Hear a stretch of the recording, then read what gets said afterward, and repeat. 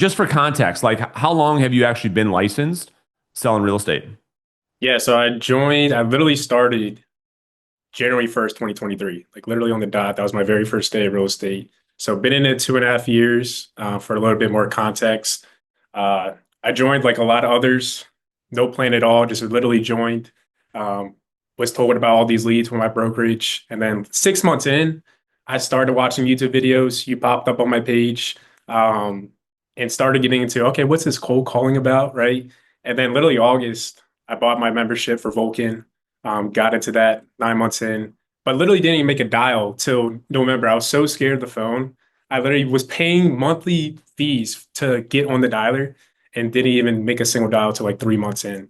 Um, and then finally in December, I closed a couple deals and I was like, okay, let me join Brandon's coaching program. Let me go all in. And there's no excuses after that for me to actually make the call. So I did that. And then starting December 2023, it's just changed drastically my business. Yeah, and we're going to talk about all about it. And out of curiosity, of all the things that you've tried in the couple of years that you've been doing this to get listings, what has proven to be the best way for you? The phone. I mean, I literally my whole first year, not one single listing appointment, not one preview, nothing. Didn't do anything. Was just working buyers, working rentals, um, and literally like my first couple months since joining the program, I was going on so many, maybe not qualified appointments, but just getting in front of people, sellers, and just learned so much. Just calling, talking to people, meeting with people. That taught me way more. Why Than why do you why do you think and thank you for that by the way. Why do you think that um you know the industry doesn't promote that type of work that it took you to go out there on your own to find a coach to work with um and why do you think brokers don't like support it more and why do you think people are actually being steered away from it, so to speak, when it's so effective. And everybody every week comes on the show and says the exact same thing. I tried all these other things, but nothing was as good as me actually picking up the phone and calling people. And when I do that, I get in front of a ton of people. What's going on here? Yeah, I would say it's a mix of everything, right? I mean, there's so many, like we talk about shiny objects, open houses, there's different lead sources that all these brokerages offer, saying you'll get all these leads with us, you'll get all these leads with our group and everything like that. And I think there's a lot of shiny object, and then also people not realizing that it's an actual sales job at the end of the day, and having voice-to-voice conversations with people is the real thing that's going to get you in front of people, get you listings. So I think it's a mix of that, and I think people don't show the behind the scenes. People always show the house is getting sold, everything, but they don't show what's actually happening behind the scenes, all the calling, the hard work that's actually done, and they think just everything comes to them. And of course, that's a complete opposite. It's a great point. Ben and I just shot a podcast this morning talking about that very point that probably somewhere between 80 to 90% of the work that we do as real estate salespeople has nothing to do with houses, has zero to do with like the actual client and like the selling of a house. It has to do with prospecting, lead generation, and actually acquiring clients to serve, which to your point, I think what you're saying is that when new agents come into the business, they can't wrap their head around that. They get into the business thinking only about the client work, which again is only a very small portion of what we do. Would you agree? Yeah, no, 100%. I think that's 100% what people see. They think just all the clients are supposed to come to you and you're not supposed to do any outreach. And okay, my time will come. People have been in business 10, 15 years. There's no way they ever picked up a phone and actually cold called. It Yeah. takes time, and that's Yeah. not the truth. You'll So get so so it'd be safe to say that the way that you're getting business and give us an idea of like where your production level is at these days. So yeah, last year I closed 15 deals. About a little over half of them were all from cold calls, expireds. Majority of them were expireds. And GCI was about 175 last year, first year, cold calling, all of that. Um, and that's been majority of my business, but I've been leaning more towards circle prospecting, especially the last 6 months, because a lot of the expired and canceled appointments I go on, it's a real fight for commission in my markets. Yeah. You can handle the objection, you can handle it in a certain way, providing value, but at the end of the day, it's sometimes hard when a listing agent's willing to go for 1%. Yeah. That. So circle prospecting appointments have been a lot smoother, easy to just get right to the point, go over the analysis, get your 3% commission, no arguments about that. So, um, and on good pace this year so far as well. It's great. So you made 175 grand your first year in this business. Mhm. Um, and you did it because you finally bought into this idea that you are a sales professional, that you do need to prospect every day. You need to work on your skills. We'll talk all about that in just a minute.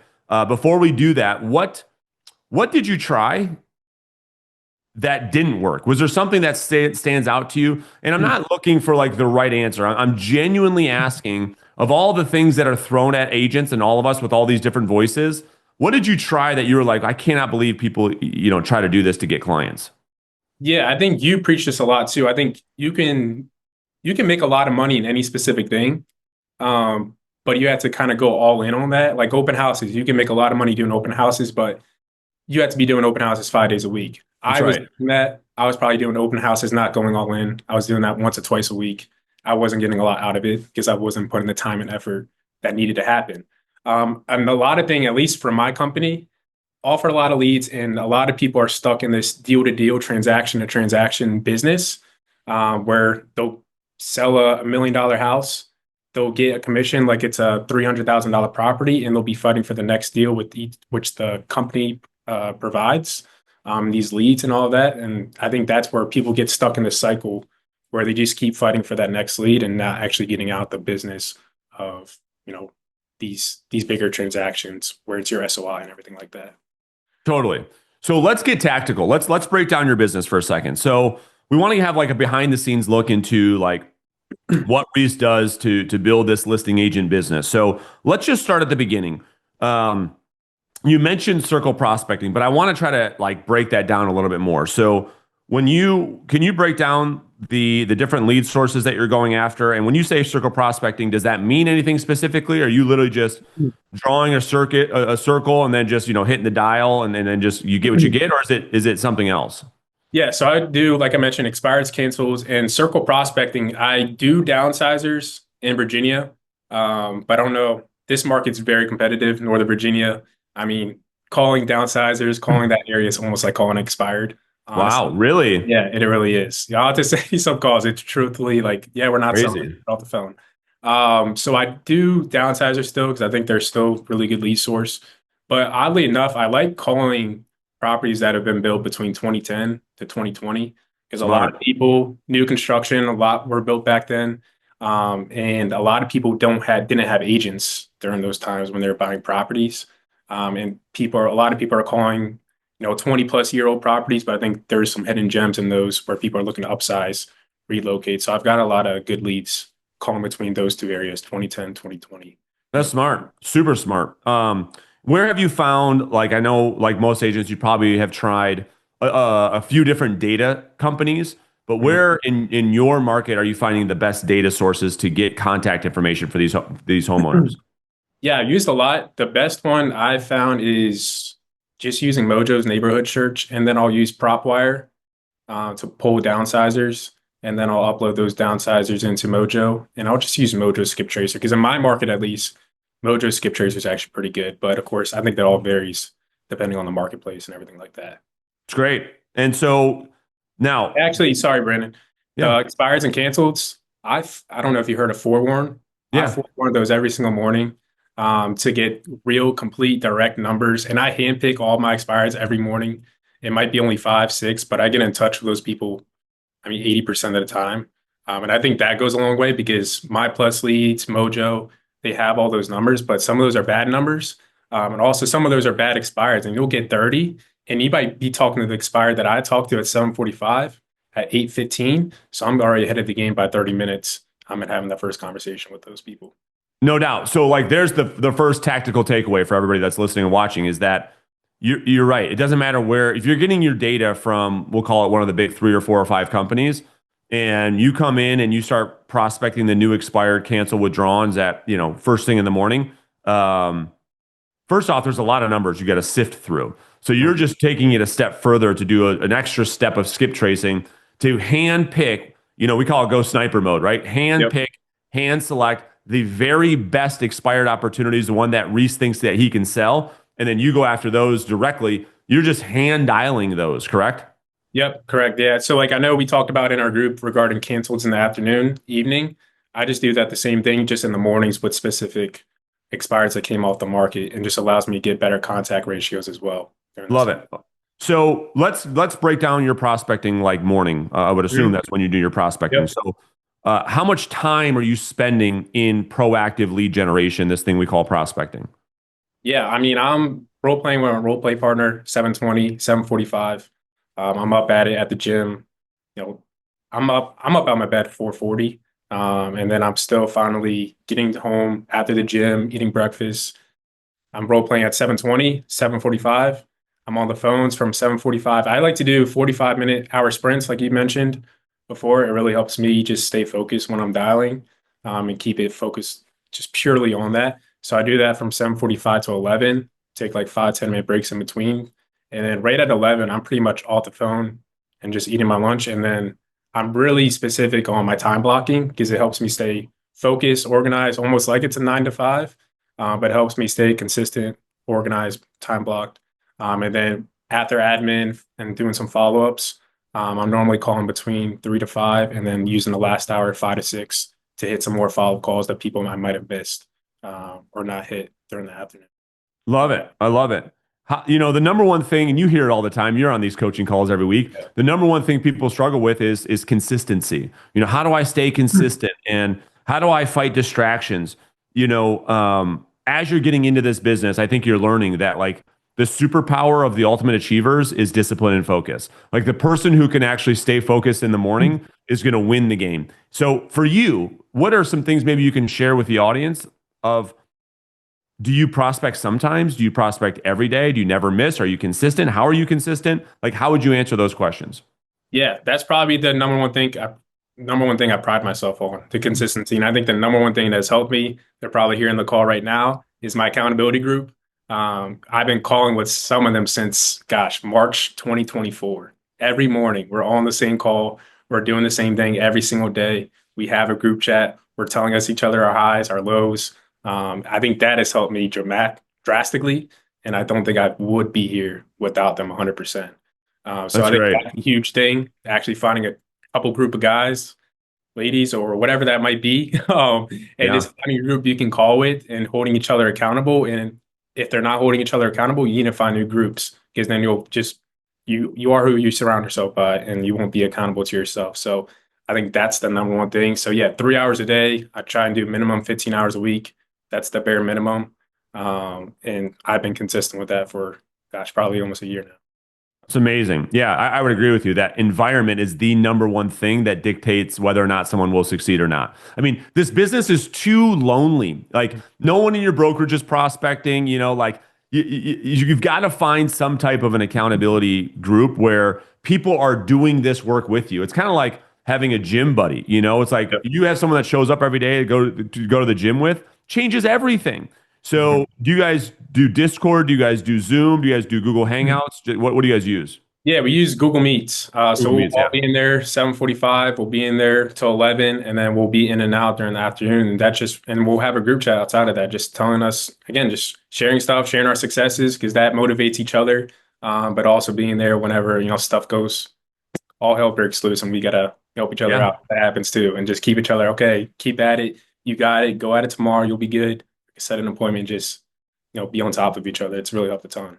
that's great. And so I think what people don't often talk about, which is a huge benefit of these accountability groups, is, and I want your feedback on this. Mhm. I believe that visibility is the greatest accountability. Why do I mean that? I don't know about you, but if I prospected on Zoom with my accountability group for a long time, and it was Google Hangout before that, right? Mhm. If my role play partners were listening to me make phone calls, I could not chicken out. I was like, dude, I am not going to chicken out if Reese is hearing me like I would had you not been listening or on the Zoom with me. Are you finding that to be the same thing? Because for me, having somebody watch me do the workout gets me to do such a better workout than if nobody's watching. That's why I like going to the gym versus working out at home. That's why I like prospecting on camera versus not, et cetera, et cetera. Yeah, no, 100%. We definitely try and keep all our phone calls on mute so we can hear each call or we can That's right. talk through whatever happened through it. But also, it's also accountability. Like if one of us isn't on the meets at 7:45, 7:50, I mean, we're like, where are you at? Like That's what's right. going on? Get on the calls because we'll call each other out too. And that's another big thing. It's not personal. It's just like we know you can reach another level and you not being on the phone is missing that. Well, that's when you know you're in a big, good accountability group is somebody that's actually holding you accountable, somebody Mm. who will actually cash the check, Yep. right? And so some of you actually know what that means. A Mhm. great accountability partner will be the one who actually holds you accountable to what you say you wanted to do, so much so that they will take your money as a benefit to you, not to themselves, right? And so do you guys have any money on the line or not We yet? don't. We've talked about that. We need to get back into that. Well, that will be a conversation after today. But Yeah. yeah, we talked about it, but I don't know why you haven't done it yet. We should. Well, most people don't do that because they know that they're not going to do what they say. And so they're Mhm. just signing up to lose money. The Yeah. person who's willing to write the check is the person you that's where the saying put your money where your mouth is. Don't say it. Show me. Put your money where your mouth is. To be in my accountability group, I mean, you got to submit tax returns, you got to submit a whole bunch of stuff. You got to write a big old check because we just don't have time for people that are wishy-washy, Mhm. because of how important these accountability groups are. So, great tactical takeaway.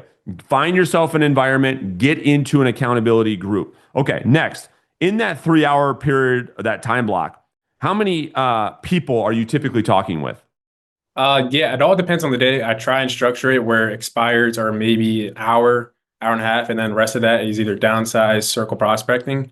So that's pretty much it. Depends on how heavy I go either or, but normally about on average by 25, 30, more so 30 a day. Got it. Um, It's great. So 25 to 30 contacts in 3 hours. So you're averaging right around 10 10 contacts and a per half. hour, Yeah. 10 and a half per hour, which is great. And of that, let's shift to skill for a second, and then we'll get back to schedule. How many leads are you able to generate per day on average? Yeah, on average, I would say about one solid lead a day. One solid lead. Got it. Okay, so your conversion, like we talked about in the coaching call the other day, is Yeah. what, 2% right now, 2 or Yeah. 3%? It's probably about 3%. It all depends. I think it's kind of depends on the expires a little bit higher and Totally. prospecting. Because I got a lot better with my skills with circle prospecting. Because I used to follow up with people, see people in my CRM, be like, why in the heck am I following up with this person? This person is not a lead after looking at the notes. Yeah. I'm definitely qualifying a lot better on my circle prospecting too, which has probably lowered that a little bit, but made the conversations a lot better.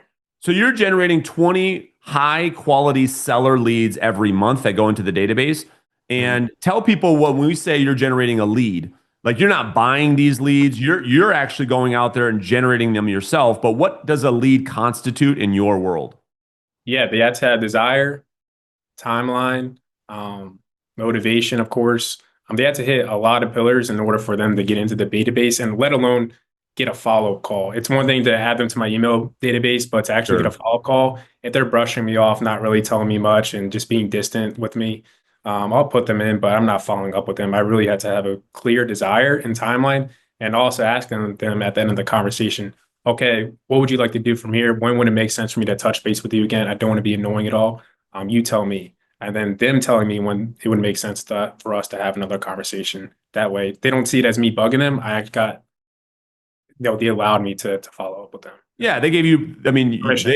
they're, yeah, permission, but it's them wanting you to follow up, right? So, um, before we move on to the next big thing, which is lead follow up, right? Because I would imagine that most of your listing appointments nowadays, as you're shifting out of an expired business model, that most of your appointments are coming from lead follow up, not the first call. Would that be fair? 100%. All right. So we're going to talk about lead follow up in a second. But on the initial phone call, on that initial prospecting conversation, is there a sales skill that you have learned through the work that you and I have done together that has helped you the most? I know there's a lot. I know that's a big question, but is there a technique that you like the most that when you use it helps you to convert on these initial phone calls?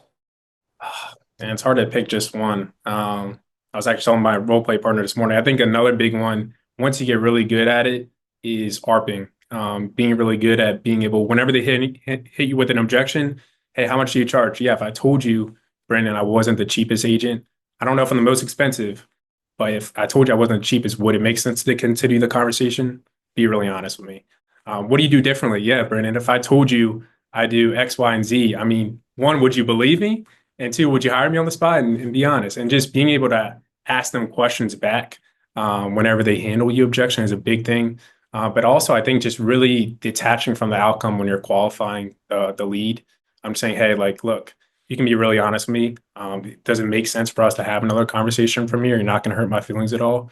And then have them have an open conversation about that as well. I love it. So detaching from the outcome and also being able to handle objections by working.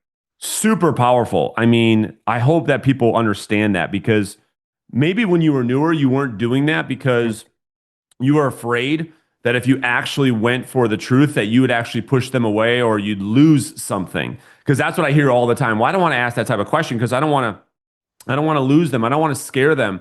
But it's you asking those questions that get to the truth that actually pull the real prospects closer towards you. Has that been your experience? Yeah, and you don't feel afraid following up with them. You're just like, man, this is a really good lead. Like that's the biggest thing I probably found in the last month or so. Like I'm having, I don't know if this is normal or not normal, but I'm having like one really good follow-up call a day, which is really good for me to end my day off. Like, wow, I just had a really good Yeah. conversation with a nice hot lead. So I know we talk about the pipeline and all that, but um, I've felt like I really felt it. I've seen that happen in fruition after one full year of actually being in the business. That's great. That's so good. Um, Before we get one more thing that I'm dying to know because if I'm in the audience, I want to know this because we've been talking about it so much in our community. It's not right or wrong, good or bad. I'm just curious with your experience, knowing what you know now. If you started over again, would you have gone after bottom of funnel leads like expired, cancel, withdrawn, or would you have just prolonged your results and built a business through top of funnel business, just circle prospecting leads? Although maybe you would have paid the price in the short term, knowing what you know now, would it have been worth it long term? I think there's two sides of the equation. It all depends on what type of situation, financial situation you're in. But I'm getting Good to the point. point where I'll call the fresh expireds and canceled. But after that, I'm really just into going all in on circle prospecting.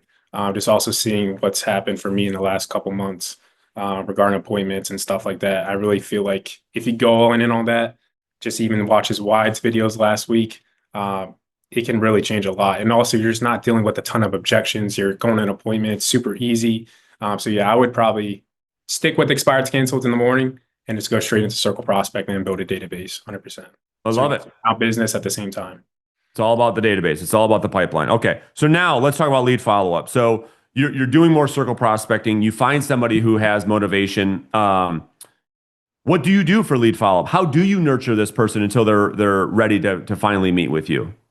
Yeah, so a couple things. One, mailbox power. I'm also big on handwritten cards. I'm doing that after every follow-up call too, on the initial call, on every follow-up call.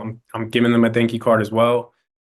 I have a thing called Real Scout. It sets them up on a market activity alert, home value alert, but I'm also sending them a video text time to time with links to properties in their neighborhood that have sold, active, whatever it's been recent in their neighborhood. That way, I'm not just following up with them to following up with them, but also providing value with them for them at the same time.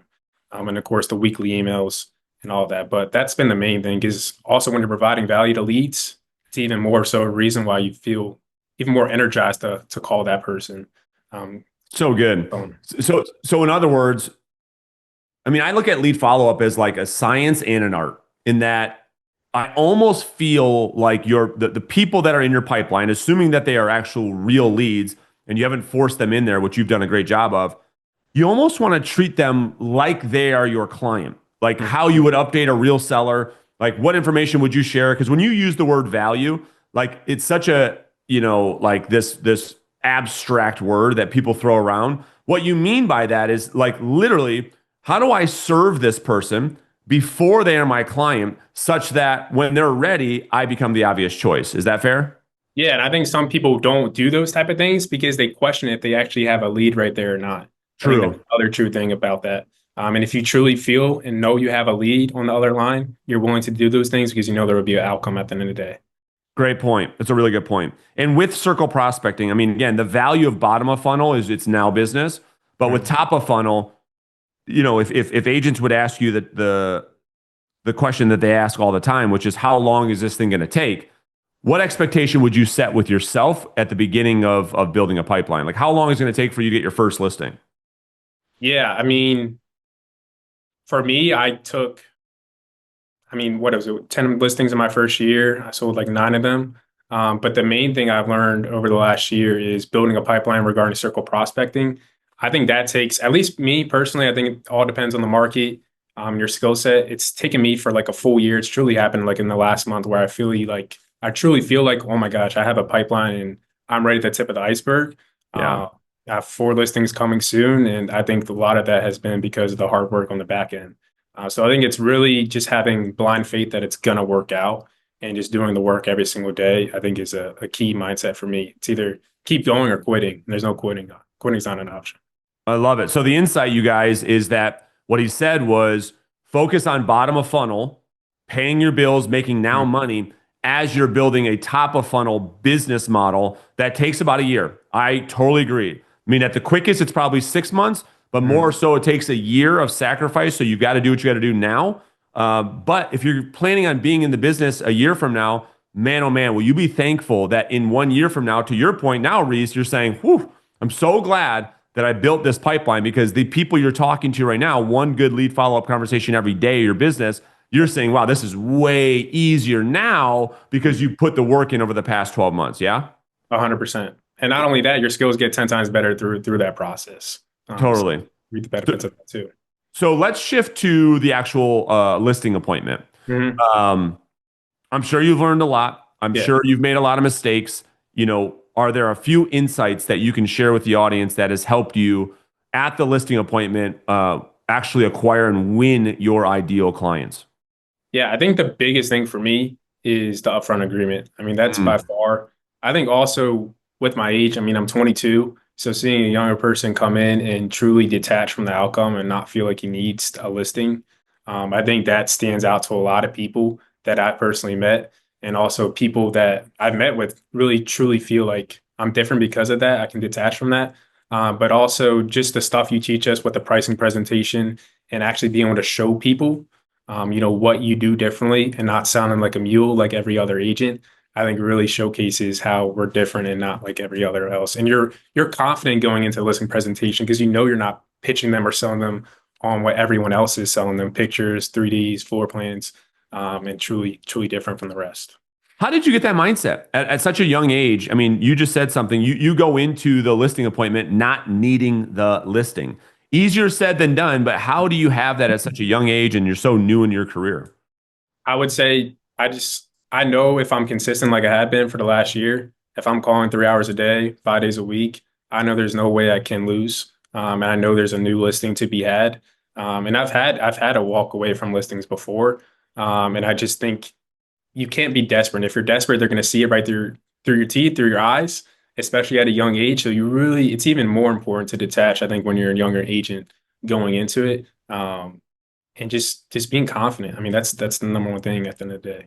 I mean, you Uh, nailed it. I mean, that confidence in being able to detach is a result of your daily prospecting. They mm, are directly correlated. The reason why you don't care is because you have an abundance of a pipeline to get more. But for yep. agents that don't ever prospect and have no pipeline, they have no opportunity, they have no abundance, well, then they have a scarcity mindset. They go into Mm, this appointment because it might be their only listing appointment at least this yep. year.